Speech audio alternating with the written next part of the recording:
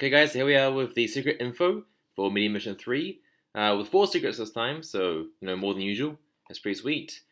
First of all, we have a pretty hype new card. This is actually a technically new card action. This is the Awoken Change Switch. So, a change switch, but with a transformation combined. So, pretty crazy and really, really powerful. It might even be the most powerful card in the game at the moment, but yeah, it's definitely like top 5 at least, or even top 3 for sure. So it's a what is it? So it's a tournament of power, Vegeta and Goku. So start off with Vegeta, and then he transforms into Blue Evolution on the first turn potentially, and then he can switch into Blue Goku after that, or Blue Goku with Kaioken, I should say, from second round onwards. So first turn transformation, and second turn onwards is switching between the two characters. So pretty cool, and animation's clean, and card is amazing as well. So really, really cool card, and really expensive. I think it's about 23k yen right now, which is pretty pricey. So for their transformation effects, it affects both of them, right? So they both get this effect, which is pretty crazy. And the effect is that when they transform, they both become immune to stun, and also they get 4 times power level and damage for both of them. So yeah, they have become beasts, and that's so good, crazy good.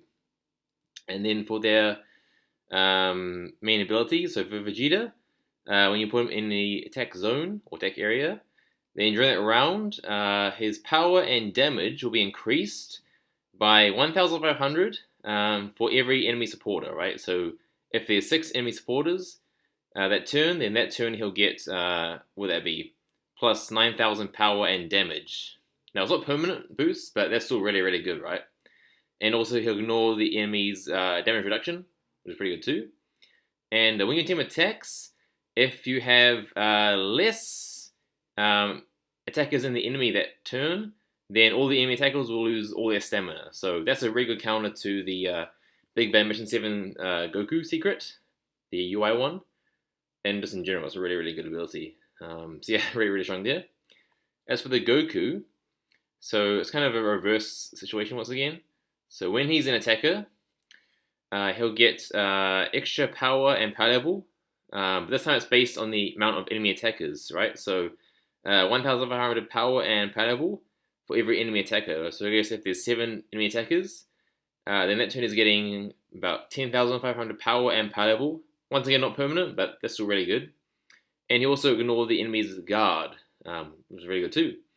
And if there's 5 or more enemies in the enemy team, then when your team attacks, if you've got more enemy attackers, if you've got more attackers than enemy attackers that turn, all the enemy attackers' abilities will be disabled that round, which is so broken. That's so good.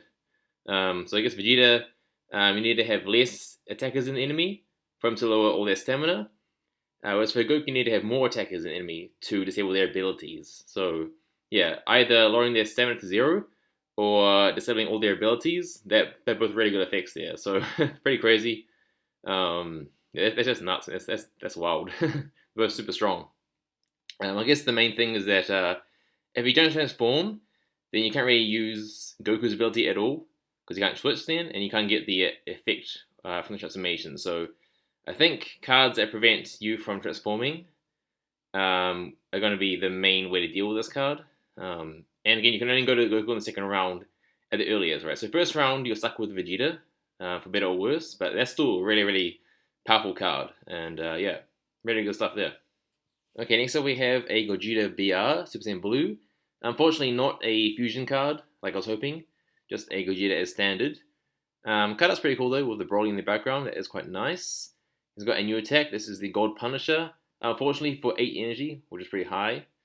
And he's also got this is the Space Time Summon G version, the gold version, I guess. So yeah, not the best ability there, but anyways, so second round onwards, he can summon Broly if you have a hero avatar in your team, and he'll do massive damage, lower the target stamina to 0, and also increase their CI speed. And if the enemy's HP is over 50%, then the damage will be increased by 50%. And you'll deal massive stamina damage and also increase their CI speed even further. So, pretty interesting. I guess it could be good on a gold boss, but yeah, definitely not the the best super ability for this guy, I gotta say. As for his ability, it's not bad. So when you go first each round, if there's 5 or more enemies on the enemy team, then during that round, all enemies' power will be lowered to 1, and they can't use any fixed damage that turn, which is really, really good. But again, you do have to go first to activate this. That's quite the main problem with this card. If you can go first, that's really good. Otherwise, he's not doing that much.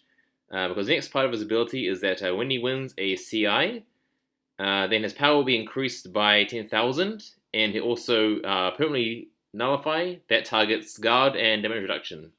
So, of course, when you're attacking, right?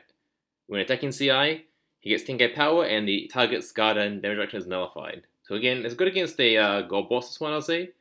If you land that attack, then he's basically got no defense that whole battle, I guess, which is pretty good. But I mean, I guess he could be good against maybe like the God Goku. If you win that, he's not gonna have any defense either. But maybe the second weakest, or maybe even the weakest from this mission. Okay, next up we have a Frieza. Been quite a lot of Friezas lately. This is of course the 3rd form to 4th form Frieza from Namek. And honestly, they could have had the Golden Frieza as a secret, I think, and this one as a UR. It's not as hype as the other secrets on this mission, I would say, but it's still cool. And honestly, not as bad as I thought at first. So the second round, he can transform into his 4th form, I guess his true form, and he'll get 3 times power, guard, and super attack damage, and a lower cost for his attack, which is good too. And he'll also do massive stamina damage to enemy attacks. That's good too. We also got a Sparking as well, which will activate after he transforms. Pretty good there too. And for his main ability, we need to put it into the attack area. For every enemy supporter, he'll get extra attacks that round. So that's pretty good, right? And he doesn't have to go by himself either. So that's pretty good, right? So maybe taking 3 or 4 times, potentially. Pretty good. And also, he'll lower all the enemy attackers' power, or actually all the enemies, sorry. There's the whole enemy team. He'll lower their power and guard by 1,000 times the number of enemy attackers that round. So maximum, I guess, would be 7,000 lower, right? If there's 7 enemy attackers that round. That's pretty good, right? Because power and guard. That's pretty nice. And also, when he wins a attack, CI, then he'll steal 1 energy, and also lower all the enemies' stamina by a tiny amount. So that last bit is pretty average, but yeah, lowering their stats and getting extra attacks is pretty good, right? So, not bad, I think. And especially with a shield, he could work really well, right? With that stat lowering, that could go well with his shield's double damage ability. So, yeah, honestly, might even be better than the Gogeta, honestly, with some teams. So, yeah, pretty cool. Surprisingly good. Okay, secret number 4 is Broly from Dragon Ball Z Movie 8. So, looking very similar to the UGM 7 one, which was the Movie 10 one. And pretty similar art. And also, again, Elgin Saiyan Burst. This one will give him 100,000 power and guard, and it'll give you 10 energy for your team. So that's just like 2024 power creep now, with like the stats. They're just mind-boggling. Very similar actually to the 10th anniversary Climate Exchange Goku, right? Because he got 10 times power and guard and plus 10 energy when he got to his final form. So yeah, this is a lot easier to activate as well. So that's just crazy. That's really, really strong. That's like so OP. Okay, and for his main ability, also pretty good. When he's in the attack area, he'll steal half of the power from all the enemy attackers. So very similar to the last part of Goku Black Secret's ability, but you don't need to be fewer than the enemy for this one to activate. It just automatically activates when he's in the attack area. So that's pretty good. And when he's attacked directly, he'll become immune to stun for that attack, and won't take more than 5k damage. But if he has more power than each of the enemy attackers that attack, then only take 1,000 damage. So potentially every turn, only take 1,000 damage for the enemy attacks and immune to stun. So if you can have like a card like the 3-star Bojack or the BM6 Majin Robel, it could be a really good tank as well as a massive damage dealer. So yeah, probably the second best out of all these secrets. The best definitely still being the Chain Switch, Vegeta and Goku. She's really good. Well, they're really good, I guess. But yeah. So yeah, definitely a lot of cool cards this mission. So thanks for watching, guys, and I'll see you in the next video.